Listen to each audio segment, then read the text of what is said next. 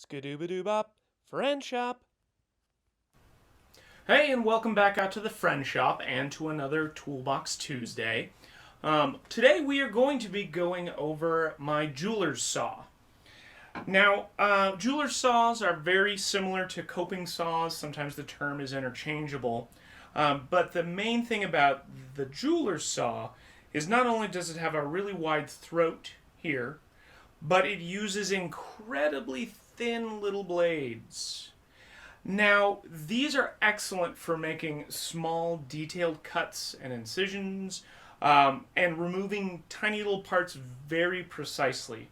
I find them very handy when working with resin kits, or if I'm modifying plastic toys. They can cut through plastic like nobody's business. I mean, the blades themselves are designed to work on metal. But the brand I have is the Laser Blades from Rio Grande. They're a jeweler supply, like catalog store place. But they will cut through toy plastic like nobody's business. For a project that's currently on a hiatus, I was working up a mock-up of a blaster for one of the characters. And we took just a cheap store-bought toy. And what I did is I cut along one of the lines here, and as you can see, I was able to do that, chop the barrel off, and then kind of just mock up this extended wide-nosed barrel.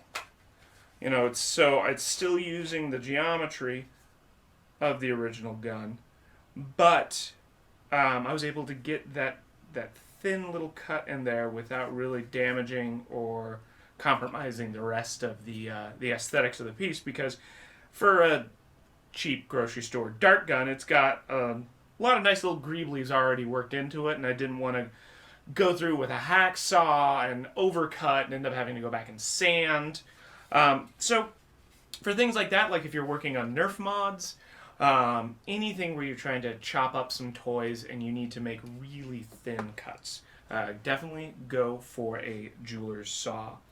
Now, these blades are pretty fragile, so you need to have a light touch with it. Let the blade do the cutting. You don't really have to, muscle your way through it. Just light passes, and it's going to cut through this like nobody's business. That's going to make a terrible noise. I'm not going to subject you to me cutting that whole thing off, but it would do it in a very nice fashion. That just about wraps it up for another Toolbox Tuesday here. If you like these kind of videos or want to see more reviews or how-tos, please subscribe to my channel. If you want to just see more work my wife and I do, please follow us on Facebook at facebook.com/noonesdesigns.